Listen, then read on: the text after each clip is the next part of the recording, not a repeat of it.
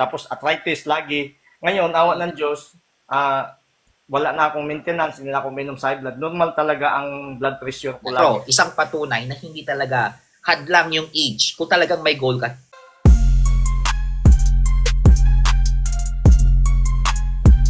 Pa-open pa ng camera. Tanda na ako. Hindi mas 58 years old na po ako. Wow, 58 years old pero kahit hindi ko pakita yung katawan niya, aesthetic yung dating. Opo. So, check natin yung physique ni Sir Robert Ami. Okay, sir, atras ka ng konti. Okay, so he is 58 years old, guys, 58 years old. Opo, 58 So, po. sabi ko sa inyo, age is just a number. There's no specific age limit kung talagang gusto nyong pasukin ng fitness. Oh, Si Daddy Robert ang patunay dyan. Sige, sir, side ka nga, sir. Ganda yung dibdib niya. Piga. Oh, di ba? May muscle mass. Nice. Very good. Talikod. Okay, lat spread ka nga, sir, habang nasa bewang mo. Oh, may lapad din. Double bicep, sir. Back double bicep. Pwede nga ipakondisyon to, sali sa Masters.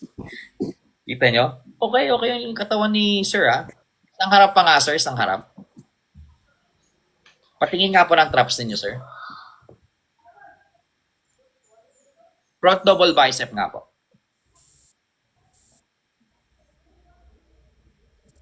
Di ba? Okay, very good. So, naman mo sa akin, Sir Robert, na 2 years ka na nag-workout. You started working 2 years po, 2 years. 56 years old kayo nag-start.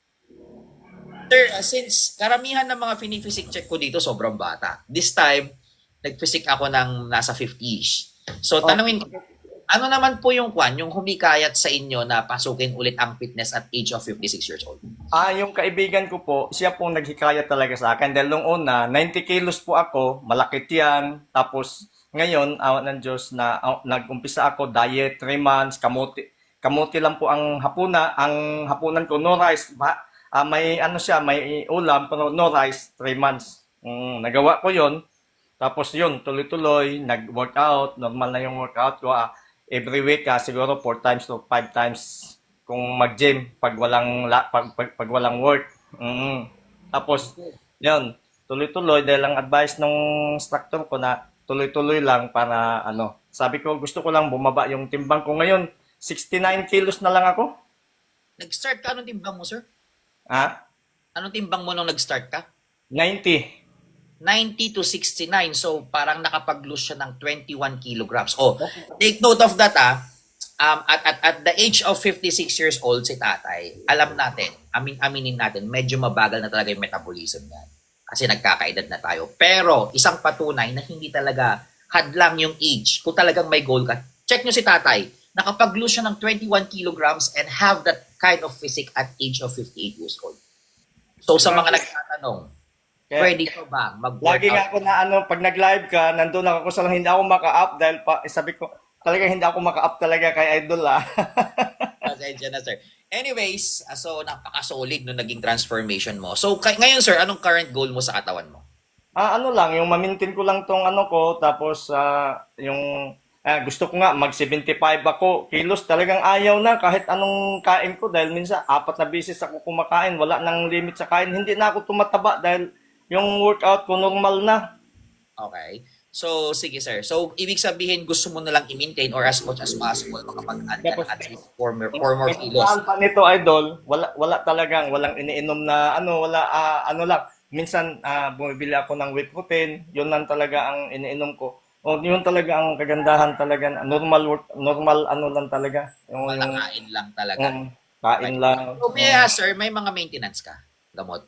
Dati po, nung bago ako nag-gym, dahil dati akong OFW, high blood ako, sinabihan talaga ako ng doktor ko doon sa Dubai na lifetime ako mag-maintenance.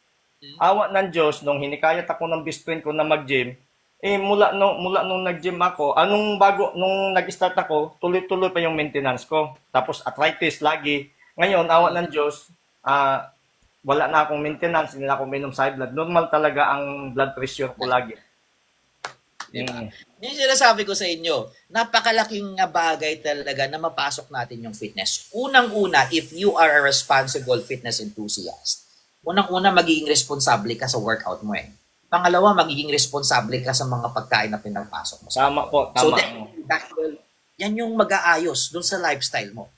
Tapos, Okay? So, Dol, ang goal ni Sir Robert ngayon is at least makapag-add siya ng 4 more kilograms pero hirap na hirap siya. So, sige sir, anyways, with your problem naman na kung gusto mo talagang mag-add ng size, the best way talaga dyan, sir, is mag-add tayo ng extra kain. Kung ano yung usual na kain mo ngayon, dagdagan mo unti-unti. okay, okay. Unti-unti lang para at least gradual din yung pagtaas ng timbang natin. Dol, salamat sa time ha. Salamat talaga sa time na ang tagal ko na talaga. Pag nag-live ka talaga nando, sabi ko ang dami talaga nag-request. Hindi talaga. Salamat talaga. Nagulat nga ako nga sabi ko, salamat na accept pa. Okay, my pleasure. Salamat talaga. Actually, check ulit natin yung physique mo, sir, para makita natin, makapagbigay ako ng advice kung ano ba yung mga kailangan mong bigyan ng effort. Okay? So, at his age 50 years old with kind of physique, actually, maganda yung dibdib ni sir. Yung fullness ng dibdib niya na andon, siguro dagdag ka ng konting effort sa upper chest mo, sir. Ganyan, konting retouch lang. Tapos, dagdagan mo ng konting shoulder. Pukpok ng konting shoulder kasi malalaki yung arms mo. Talikod ka nga, sir. Okay. Sige, piga mo yung likod mo, sir. May lapad. Tingnan nyo yung likod ni sir, malapad.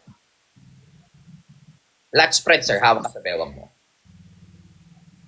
Ayun. Tingnan nyo. May lapad naman siya eh. So, ang advice ko na lang siguro, sir, keep going kung ano man yung ginagawa mong workout routine. Effort ka lang ng konting upper chest and shoulder. Sa back mo, kahit pa paano, okay naman. Basta take note of this. Even sabihin natin medyo matagal na tayo sa fitness, sir. Always focus on the perfect form, execution, mga techniques, proper breathing kasi kailangan natin yan at nagkakaedad na tayo. Aminin man natin or hindi, sir, nagiging detail na talaga yung mga puto-puto natin. Even ako, sir, I'm only 37 years old, pero kung kung i-compare ko yung before na 20-ish ako and to now, it's big difference na talaga. So always focus dun sa safety natin para talaga. Tama po, tama.